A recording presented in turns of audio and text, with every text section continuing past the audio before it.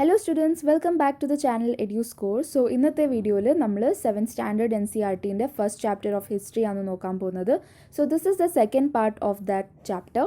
Last ക്ലാസ്സിൽ നമ്മൾ scribe എന്താണെന്ന് പഠിച്ചു, കാർട്ടോഗ്രാഫർ എന്താണെന്നു, കാർട്ടോഗ്രാഫി എന്താണെന്നു പഠിച്ചു, മാപ്സ് എങ്ങനെ ഇവോൾവ് ആവുന്നത്, ലാംഗ്വേജസ് വിത്ത് ടൈം എങ്ങനെ ഇവോൾവ് ആവുന്നത്, ഇതൊക്കെ നമ്മൾ പഠിച്ചു.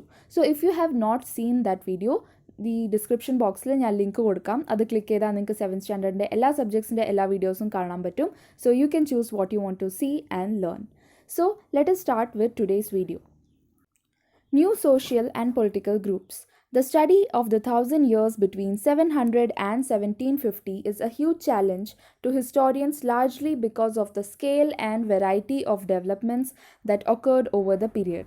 So ഈ 1700 മുതൽ 1750 എന്ന് പറഞ്ഞ ഈ കൊല്ലം വരെയുള്ള ഈ സമയത്തുള്ള ഹിസ്റ്ററീനെ പഠിക്കാൻ ഹിസ്റ്റോറിയൻസിന് കുറച്ച് ബുദ്ധിമുട്ടാണ്. ബിക്കോസ് അറ്റ് ദിസ് ടൈം കുറേ പുതിയ പുതിയ സംഭവങ്ങൾ സംഭവിച്ചുകൊണ്ടിരിക്കുന്നുണ്ടായിരുന്നു. ഇൻ 2500 BC ടു 100 AD ഈ സമയമൊക്കെ നിങ്ങൾ നോക്കുകയാണെങ്കിൽ the life of people did not change a lot. അത്ര വലിയ സിഗ്നിഫിക്കൻ്റ് ആയിട്ടുള്ള ചേഞ്ചസ് ഒന്നും ഉണ്ടായിട്ടില്ല. Because they were into agriculture. അവരെ വീടുണ്ടാക്കുന്നുണ്ടായിരുന്നു, ലൈക്ക് പ്രോപ്പർ ഡ്രെയിനേജ് സിസ്റ്റം അങ്ങനെയൊക്കെ ഉണ്ടാക്കിയിട്ട് വീട് ഉണ്ടാക്കുന്നതായിരുന്നു. ചെറിയ ചെറിയ ബാറ്റിൽസ് ഉണ്ടായിരുന്നു. അങ്ങനെ അവരുടെ ലൈഫായിട്ട് അത്ര വലിയ ചേഞ്ചസ് ഇല്ല. ബട്ട് ഇൻ ദിസ് ഇയർ 1700 മുതൽ 1750 വരെയുള്ള ഈ സമയത്തിൽ there is a lot that happened. ഏറ്റവും ആദ്യം ഇൻഡസ്ട്രിയൽ റെവല്യൂഷൻ 1700s ഇൻഡസ്ട്രിയൽ റെവല്യൂഷനൊക്കെ പോപ്പുലറൈസ് ആയത്. സോ അങ്ങനെ പലതും ലൈക്ക് നമ്മളെ ലൈഫിൽ ലാസ്റ്റ് 200-300 ഇയേഴ്സിലാണ് ഏറ്റവും അധികം ചേഞ്ചസ് ഉണ്ടായത്.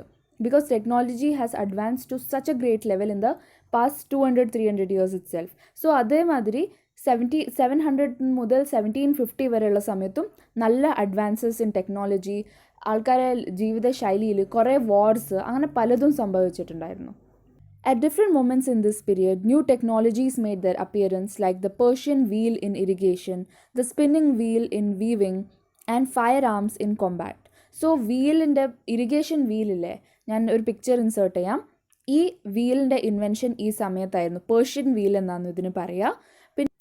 പിന്നെ സ്പിന്നിങ് വീൽ, നമ്മൾ ഗാന്ധിജി കാണിച്ചിരുന്ന ചെറുക്കല്ലേ, അങ്ങനത്തെ സ്പിന്നിങ് വീൽ. പിന്നെ വീവിങ്ങിന് ഉപയോഗിച്ചിരുന്ന ആ സ്പിന്നിങ് വീൽ, ഫയർ ആംസ്, അങ്ങനെ പലതും it came into existence in this time period. New foods and beverages arrived in the subcontinent. Subcontinent എന്ന് പറഞ്ഞാൽ നമ്മൾ India, Pakistan, Nepal, Myanmar, Tibet area, ഈ റീജിയൻ എല്ലാം കൂടി കൂടിയിട്ടാണ് subcontinent. We learned it right.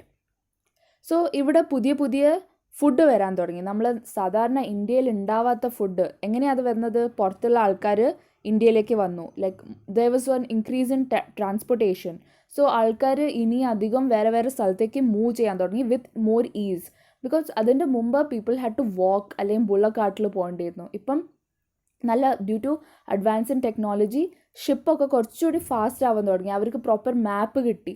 അങ്ങനെ പല പല സംഭവം കാരണം there is a lot of movement between people. ഒരു സ്ഥലത്തു നിന്ന് വേറെ സ്ഥലത്തേക്ക് അധികം മൂവ്മെൻറ്റ്സ് ഉണ്ടായത് കൊണ്ട് പല പല സംഭവങ്ങളും സംഭവിക്കാൻ തുടങ്ങി റൈറ്റ്. സോ പുതിയ ഫുഡും ബേവറേജസും ഒക്കെ വന്നു. ലൈക്ക് പൊട്ടാറ്റോ, കോൺ, ചില്ലീസ്, ടീ, കോഫി. ഇതൊന്നും നമ്മൾ ഒറിജിനലി ഇന്ത്യയിൽ ഉണ്ടായ സംഭവങ്ങളല്ല. ഇതൊക്കെ പുറത്തുനിന്ന് വരുന്ന സാധനങ്ങളാണ്. Remember that all these innovations, new technologies and crops came along with people who brought other ideas with them as well.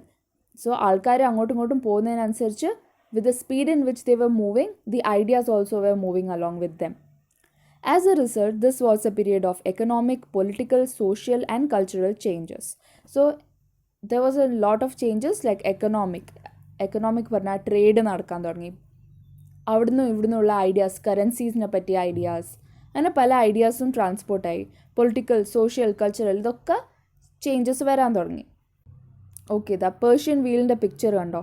ഇത് വെള്ളത്തിന് എങ്ങനെ മൂവ് ചെയ്യേണ്ടിയിട്ട് യൂസ് ചെയ്യുന്നതാണോ റൈറ്റ്? നിങ്ങൾ കണ്ടിട്ടുണ്ടാവും sure. This was also a period of great mobility. Mobility പറഞ്ഞാൽ movement. ആൾക്കാർ അങ്ങോട്ടും ഇങ്ങോട്ടും മൂവ് ചെയ്യുന്നുണ്ടായിരുന്നു. Groups of people traveled long distances in search of opportunity. അവർക്ക് ജോലിക്ക് വേണ്ടി പൈസ ഉണ്ടാക്കേണ്ടിയിട്ട് അതിനൊക്കെ വേണ്ടിയിട്ട് ആൾക്കാർ അങ്ങോട്ടും ഇങ്ങോട്ടും മൂവ് ചെയ്യാൻ തുടങ്ങി. The subcontinent held immense wealth and the possibilities for people to carve a fortune. One group of people who became important in this time period were the Rajputs, a name derived from Rajputra, the son of the ruler. So ഈ സമയത്ത് നമ്മളെ sub കോണ്ടിനെൻറ്റിൽ, നമ്മളെ Indian sub കോണ്ടിനെൻറ്റിൽ നല്ല wealth ഉണ്ടായിരുന്നു. Okay, so ആൾക്കാർക്ക് പൈസ ഉണ്ടാക്കേണ്ടിയിട്ട് ഒരു നല്ലൊരു ഓപ്പർച്യൂണിറ്റി ആയിരുന്നു. പിന്നെ ഈ സമയത്ത് ഏറ്റവും ഇമ്പോർട്ടൻ്റ് ആയിട്ടുള്ള ഒരു ഗ്രൂപ്പ് ഓഫ് ആൾക്കാരുണ്ടായിരുന്നു. They are the Rajputs. Rajput kingdom നിങ്ങൾ കേട്ടിട്ടുണ്ടാവില്ലേ? So the Rajputs were the important people. They were the famous people during this time. Rajput എന്ന വേർഡ് വന്നത് രാജപുത്ര എന്ന വേർഡിൽ നിന്നാണ്. രാജപുത്ര മീൻസ് രാജാവിൻ്റെ പുത്രൻ, പറഞ്ഞാൽ രാജാവിൻ്റെ മോൻ, son of the ruler. Between the 18th and 14th centuries, the term was applied more generally to a group of warriors who claimed Kshatriya caste status. So ഇവർ ഒരു ഗ്രൂപ്പ് ഓഫ് വാരിയേഴ്സ് ആയിരുന്നു who had Kshatriya status. ക്ഷത്രിയ പറഞ്ഞാൽ എന്താ? ക്ഷത്രിയ പറഞ്ഞാൽ രാജാക്കന്മാർ, rule ചെയ്യുന്ന ആൾക്കാർ. So അവർ status ഇവർക്ക് ഉണ്ടായിരുന്നു. The term included not just rulers and chieftains but also soldiers and commanders who served in the armies of different monarchs all over the subcontinent. So if ബാറ്റിലിൽ പോകുന്ന ആൾക്കാർ, chief, ruler, soldier, commander in office, ഇവരെല്ലാവരും army ആയിട്ട് related ഉള്ള ഈ ആൾക്കാരെയൊക്കെ രാജ്പൂത് എന്ന term ആയിരുന്നു യൂസ് ചെയ്യാറ്. And it was not just ഇപ്പോഴത്തെ രാജ്പൂത് എന്ന് നമ്മൾ ആലോചിക്കുമ്പോൾ it's mostly related in Rajasthan, Bihar അങ്ങനെയല്ലേ. But this Rajput was all over the subcontinent. വെറും രാജസ്ഥാൻ, ബീഹാറിൽ it was not isolated to just those two locations. A chivalric code of conduct, extreme valor, and great sense of loyalty were the qualities attributed to Rajputs by their poets and bards. So ആ സമയത്തുള്ള പോയറ്റ്സും കഥ എഴുതുന്ന ആൾക്കാരും ഇവരൊക്കെ ഈ രാജ്പൂട്സിന് കുറച്ച് qualities determine ചെയ്തിട്ടുണ്ടാവും. നിങ്ങൾ അഥവാ ഏതെങ്കിലും ഹിന്ദി രാജ്പൂത് സിനിമ പറഞ്ഞാൽ ബാജിറാവ് മസ്താനി അങ്ങനത്തെ സിനിമ കണ്ടിട്ടുണ്ടെങ്കിൽ you would have seen that ഈ രാജ്പൂത് കിങ്സിന് വളരെയധികം പ്രൈഡ് ഉണ്ട്. പറഞ്ഞാൽ അവർ വളരെ ബ്രേവ് ആയിട്ടുള്ള ആൾക്കാരാണോ, അവർക്ക് ലോയൽ ആയിട്ടുള്ള ആൾക്കാരാണോ, അവരെ കിങ്ഡമിന് വേണ്ടി ദേ വർ വെരി ലോയൽ. അങ്ങനത്തെയൊക്കെ ക്വാളിറ്റീസ് ആണോ ഈ പോയറ്റ്സും കഥ എഴുതുന്ന ആൾക്കാരും ആ സമയത്ത് they wrote about the Rajputs in this way. Other group of people such as Marathas, Sikhs, Jats, Ahoms and Kayasthas, a caste of scribes and secretaries, also used the opportunities of the age to become politically important. So ഈ രാജ്പൂട്സ് അല്ലാണ്ട് ആ സമയത്ത് വേറെ ആൾക്കാർ മറാഠാസ്, Sikhs, ജാറ്റ്സ്, അഹോംസ് ഇങ്ങനത്തെ പല ആൾക്കാരുണ്ടായിരുന്നു.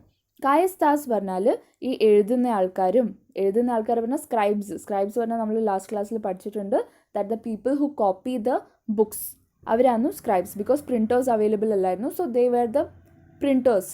അങ്ങനെ ആലോചിക്കാം നിങ്ങൾക്ക്. They use to copy the book into multiple copies. So that was their work.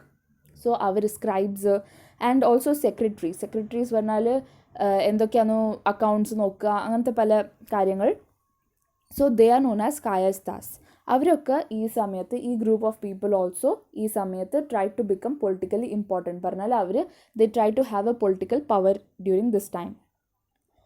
So, throughout this period, there was a gradual clearing of forest and the extension of agriculture, a change faster and more complete in some areas than in others. So, basically, ഈ സമയത്ത് forest ഒക്കെ cut ചെയ്യാൻ തുടങ്ങി. പിന്നെ അഗ്രികൾച്ചറൊക്കെ ഇനിയും because population increase ആവുന്നില്ല. So അഗ്രികൾച്ചറിനെ അവർ ഇനി എക്സ്പാൻഡ് ചെയ്യാൻ തുടങ്ങി. Changes in their habitat forced many forest dwellers to migrate. Habitat പറഞ്ഞാൽ അവർ താമസിക്കുന്ന ആ സ്ഥലം, അവരുടെ ലൈഫ് സ്റ്റൈൽ എവിടെയാണോ ആ സ്ഥലം. So your habitat is the place were you are living in. If you are living in A village, that is your habitat. So if you are living in A city, that is your life style habitat. Okay, so habitat refers to the environment of a region and the social and economic lifestyle of its residents. So ആ സ്ഥലത്തുള്ള the environment in which you are living and also നിങ്ങളുടെ social economic life style എങ്ങനെയാണോ നിങ്ങളും നിങ്ങളുടെ surrounding ഉള്ള ആൾക്കാരും അതിനാണ് ആ റീജിയനാണ് ഹാബിറ്റാറ്റ് എന്ന് പറയുക. സോ ഇങ്ങനെ ആൾക്കാർ ഫോറസ്റ്റ് കട്ട് ചെയ്യാൻ തുടങ്ങി, അഗ്രികൾച്ചർ എക്സ്പാൻഡ് ചെയ്യാൻ തുടങ്ങി. അപ്പോൾ എന്തായി, ഈ ഫോറസ്റ്റിൽ താമസിക്കുന്ന ആൾക്കാരില്ലേ, so they had to leave their forest, അല്ലേ? They had to move from that area. So it changed their habitat. അവരുടെ habitat എന്തായിരുന്നു? Their habitat was the forest. So because of the cutting of the forest they had to migrate from the migrate പറഞ്ഞാൽ ഒരു സ്ഥലത്തു നിന്ന് മറ്റേ സ്ഥലത്തേക്ക് move ചെയ്യാം.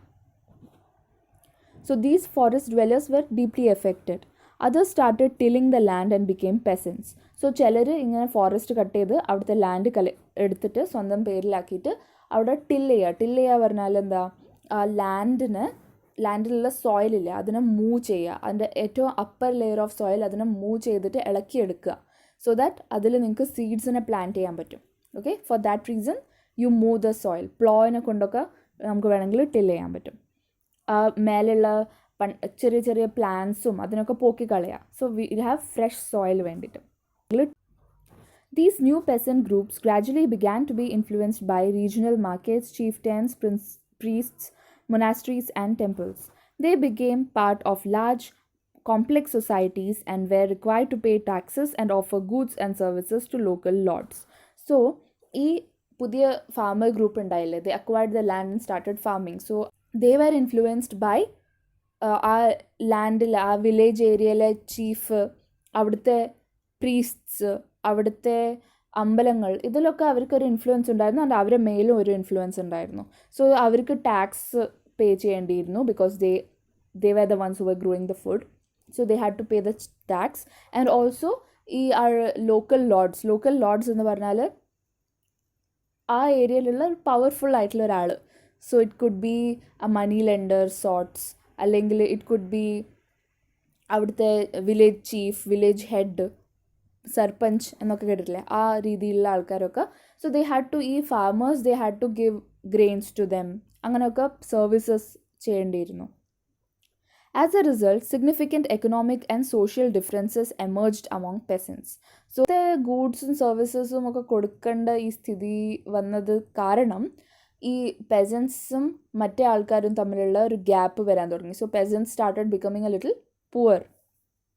Some possessed more productive land, others also kept cattle, and some combined artisanal work with agricultural activity during the lean season. So ഈ farmers they also started keeping, വേറെ പറഞ്ഞ ഫാമിങ് ചെയ്യാത്ത സമയത്ത് ദേ ഓൾസോ റെയർഡ് കാറ്റിൽ, പറഞ്ഞാൽ പാല് കിട്ടും, അവർ മീറ്റ് കിട്ടും, പിന്നെ അവർ കുറച്ച് ആർട്ട് വർക്ക് ലൈക്ക് ക്രാഫ്റ്റ് വർക്കും അങ്ങനെ പലതുമൊക്കെ ചെയ്യാൻ തുടങ്ങി as a side business. Because അഗ്രികൾച്ചറിൽ ഒരു പ്രാവശ്യം നിങ്ങൾ ഗ്രോ ചെയ്താൽ പിന്നെ അത് ഗ്രോ ആവണമെങ്കിൽ കുറച്ച് സമയം എടുക്കുമല്ലോ. അപ്പോൾ ആ സമയത്ത് അത്ര പണി ഉണ്ടാവില്ല ഫാമേഴ്സിന്. So they will have to look into other jobs to earn income. As society became more differentiated, people were grouped into jatis or subcastes and ranked on the basis of their background and their occupations. Ranks were not fixed permanently and varied according to the power, influence and resources controlled by the members of the jati. The status of the same jati could vary from area to area. Okay. So ഈ സമയത്ത് എന്താ വെച്ചാൽ ഞാൻ പറഞ്ഞല്ലോ അവരിലൊരു difference വരാൻ തുടങ്ങി. പെസൻസിൽ തന്നെ ചിലർ റിച്ച് ആയിരുന്നു, ചിലർ പുവർ ആയിരുന്നു. പിന്നെ പെസൻസും ചീഫ്സും പ്രീസ്റ്റും അവർ തമ്മിലും വേറെ ഡിഫറൻസസ് ഉണ്ട്. സോ അങ്ങനെ കുറച്ച് ജനറേഷൻസ് ആയതിനു ശേഷം അതിന് ജാതി അല്ലെങ്കിൽ സബ് കാസ്റ്റ് എന്ന് ആവാൻ തുടങ്ങി. കാസ്റ്റ് ഉണ്ട് ഓൾറെഡി, അതിൻ്റെ അകത്തുള്ള ഇനിയും ഡിവിഷൻസ് ആണ് ജാതി അല്ലെങ്കിൽ സബ് കാസ്റ്റ്. സോ അങ്ങനെ അവരെ ഒക്യുപ്പേഷൻ അല്ലെങ്കിൽ അവരെ എന്തായിരുന്നു അവരുടെ ജോലി അങ്ങനെയൊക്കെ നോക്കിയിട്ട് അതിൽ ഡിഫറൻസസ് ജാതി കാസ്റ്റൊക്കെ സബ് കാസ്റ്റൊക്കെ തുടങ്ങി. പക്ഷേ ഈ ജാതിയും സബ് കാസ്റ്റും അത് പെർമനൻ്റ് അല്ലായിരുന്നു. അതിൻ്റെ റാങ്കിങ് പറഞ്ഞാൽ അത് പെർമനൻ്റ് അല്ലായിരുന്നു. അതെന്താ വെച്ചാൽ ഈ ആൾക്കാർ ചിലപ്പം അവർക്ക് അധികം പൈസ കിട്ടും, ചിലപ്പോൾ അവർക്ക് കുറച്ച് പൈസ കിട്ടും. So it will keep on varying from generation to generation or from area to area. So അത് കാരണം ഇറ്റ് വാസ് നോട്ട് ഫിക്സ്ഡ്. ഒരു വില്ലേജ് 1 ഒരു ഫാർമറിൻ്റെ സ്റ്റേറ്റസ് സപ്പോസ് റാങ്ക് 1, 2, 3 ഉണ്ടെന്ന് കൂട്ടിക്കോളൂ. സോ വില്ലേജ് 1 ഫാർമറിൻ്റെ റാങ്ക് 2 ആണെങ്കിൽ വില്ലേജ് 2 ഫാർമറിൻ്റെ റാങ്ക് 4 or 5 ആയിരിക്കാം. So it is not necessary that they have to be in the same rank in everywhere. It depends on അവരുടെ അടുത്ത് എന്തൊക്കെ land ഉണ്ടോ, അവരുടെ അടുത്ത് എന്തൊക്കെ റിസോഴ്സസ് ഉണ്ട്, എത്ര പൈസ ഉണ്ട്. So depending on that only the rank was decided. Jatis framed their own rules and regulations to manage the conduct of their members. So ഈ ജാതി കാസ്റ്റിൻ്റെ അകത്തുള്ള ഈ സബ് കാസ്റ്റിലെ അവർ പിന്നെ റൂൾസ് ഉണ്ടാക്കാൻ തുടങ്ങി. ഈ ആൾക്കാർ ഇങ്ങനെയാണോ ജീവിക്കേണ്ടത്, ഇതൊക്കെയാണോ നമ്മളെ റൂൾസ്, ഈ elders, these regulations were enforced by an assembly of elders described in some areas as the Jati Panchayat.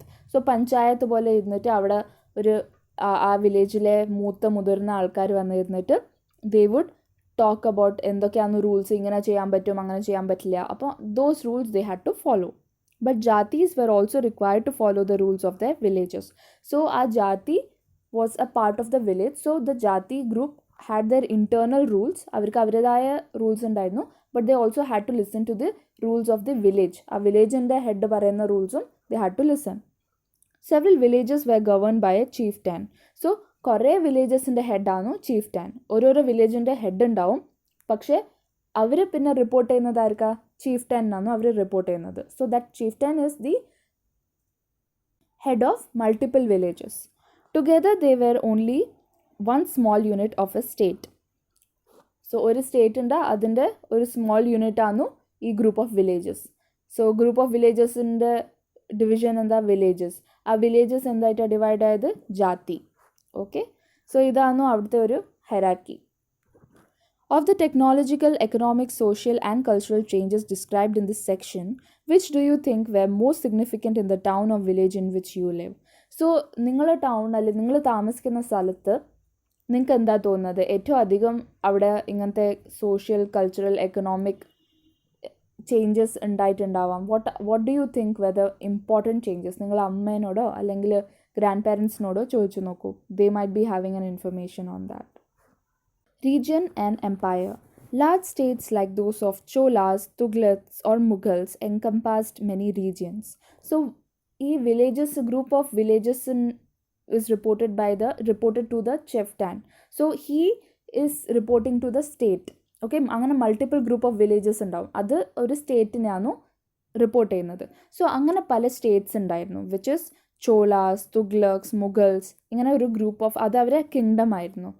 A Sanskrit Prashasti praising the Delhi Sultan Ghiyasuddin Balban 1266 to 1287 explained that he was the ruler of a vast empire that stretched from Bengal to the east to Ghazni in Afghanistan in the west and included all of South India, that is Dravida. So ഈ 3 group ഇപ്പം വളരെ important ആയിട്ടുള്ള ഗ്രൂപ്പ്സാണ് നമ്മളിപ്പം പറഞ്ഞത്. ചോലാസ്, തുഗ്ലക്സ്, മുഗൾസ്, ഇവരൊക്കെ ഏത് റീജിയനിലാണെന്നുള്ളതെന്ന്. So you can see here in this map. Will look into it in detail.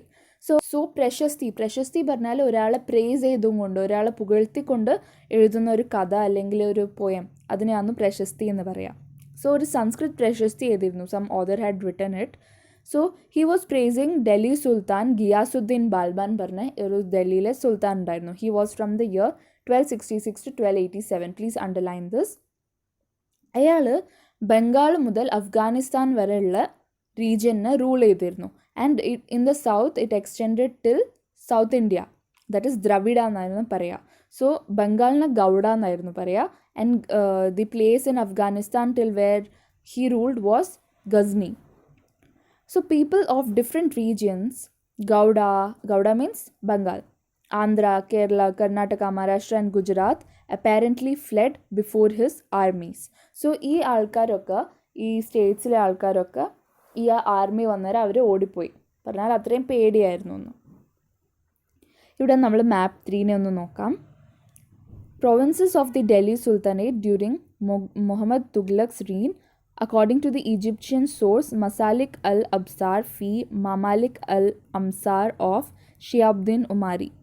So ഇതൊക്കെ ഇത്ര സ്റ്റേറ്റ്സ്, ഫുൾ ഇന്ത്യ ഉണ്ടായിരുന്നു ഈ ഡൽഹി സുൽത്താനേറ്റിൻ്റെ അടിയിൽ. നോക്കൂ, you can see Tamil Nadu, Andhra, Orissa, Bengal and all of north India, Gujarat, Maharashtra, ഇതൊക്കെ നിങ്ങൾക്ക് കാണാം. So this was a very huge Empire.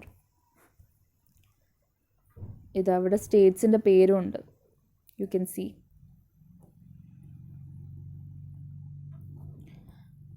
Historians regard these as exaggerated claims of conquest.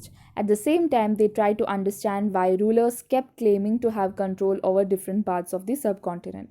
So, ഈ മാപ്പിന് നമ്മളിപ്പം ഫസ്റ്റ് ടൈം കണ്ടപ്പോൾ നമുക്ക് തോന്നി this was, oh my god, ഇത്ര full India അയാൾ അടിയിലായിരുന്നു എന്ന്.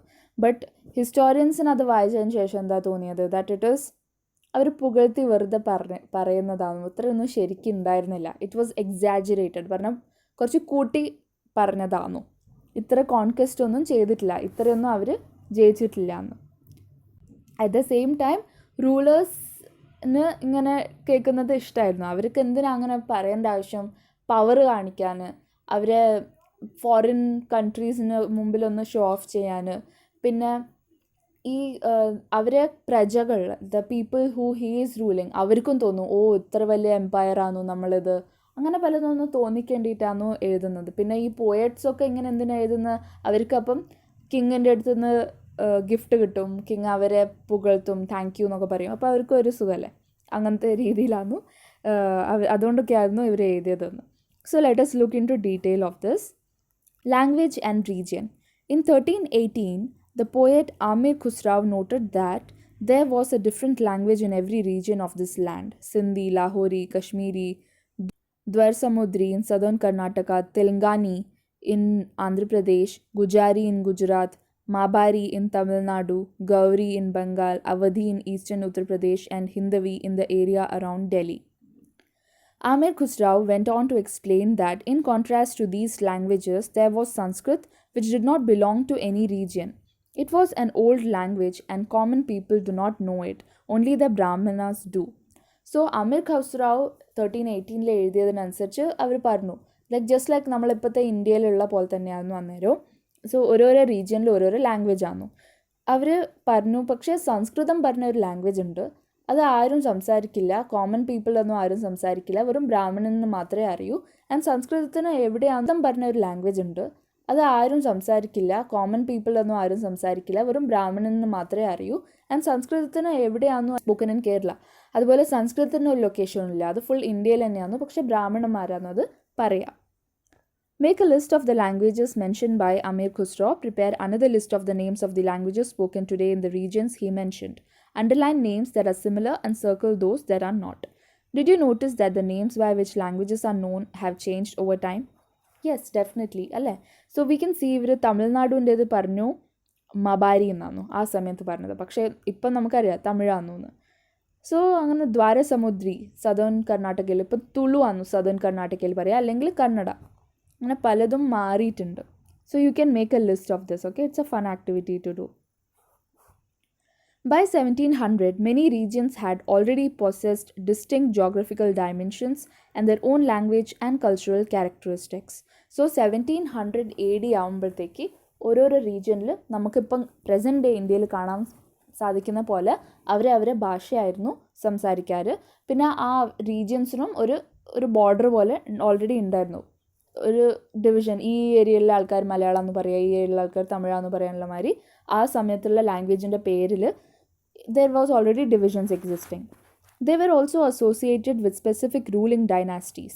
So ഓരോ region which spoke a particular language, ആ region ഒരു particular dynasty ആയിരുന്നു റൂൾ ചെയ്യുന്നത്.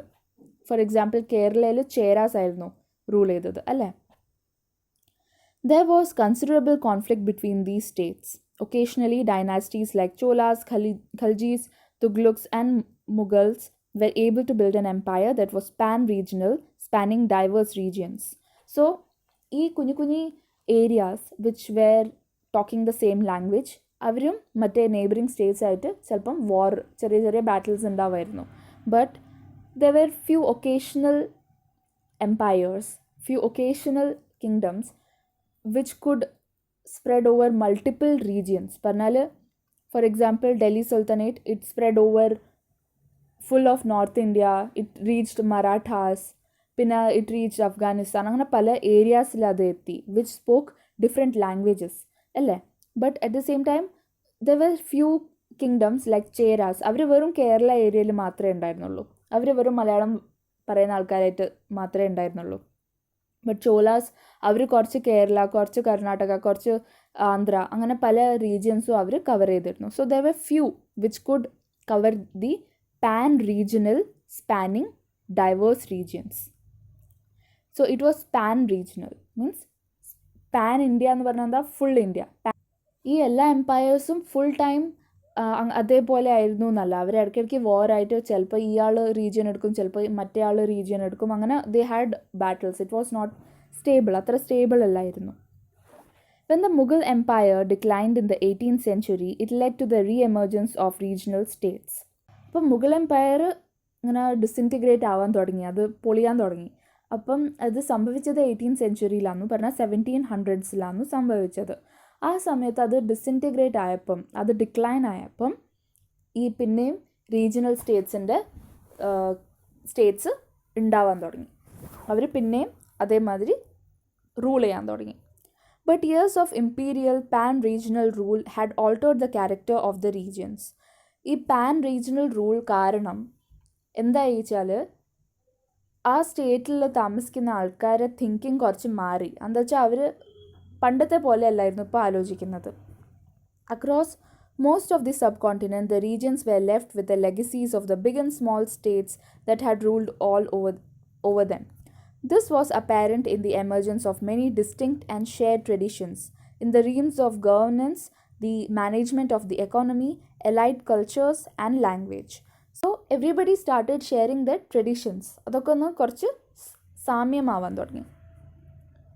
Through the 1,000 years between 700 and 1750, the character of the different regions did not grow in isolation.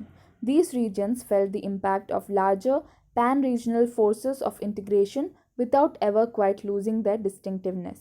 എന്ന് വെച്ചാൽ അവരത് ഇപ്പോൾ ചേരാസിനെ പറ്റി നമ്മൾ പറയുകയാണെങ്കിൽ they had their Kerala traditions, Malayalam പറയായിരുന്നു, അതൊക്കെ ഉണ്ടായിരുന്നു. But at the same time അവരെ മേത്ത് ദ റൂളറിൻ്റെ ഇൻഫ്ലുവൻസ് ഉണ്ടായിരുന്നു. റൂളറിൻ്റെ കൾച്ചേഴ്സും റൂളറിൻ്റെ ഐഡിയാസും അതൊക്കെ ഇവരെ മേത്തൊരു ചെറിയൊരു ഇൻഫ്ലുവൻസ് ഉണ്ടായിരുന്നു. സോ ഇപ്പം നമ്മൾ ഇന്ത്യ എങ്ങനെയാണോ അതേമാതിരി തന്നെ നിങ്ങൾ വിചാരിച്ചോളൂ. സോ നമ്മൾ കേരളത്തിൽ മലയാളം പറയും, നമ്മളേതായിട്ടുള്ള കൾച്ചേഴ്സും ട്രഡീഷൻസും ഉണ്ട്. പക്ഷേ നമ്മൾ ഇന്ത്യൻസ് ആണ് ഓവറോൾ, അല്ലേ? ഇന്ത്യൻ്റെതും ചില റൂൾസ് ആൻഡ് റെഗുലേഷൻസ് ഉണ്ട്. സോ അത് നമ്മളെ മേത്ത് അപ്ലൈ ആവുന്നുണ്ട്. അതേമാതിരിയായിരുന്നു ആ സമയത്ത് നടന്നത്. Find out whether and for how long your state was part of these pan-regional empires. So നിങ്ങൾ കേരളനെ പറ്റി ഒന്ന് ഇൻവെസ്റ്റിഗേറ്റ് ചെയ്തോളൂ. We will be looking into it in the next class. So all the best. Bye.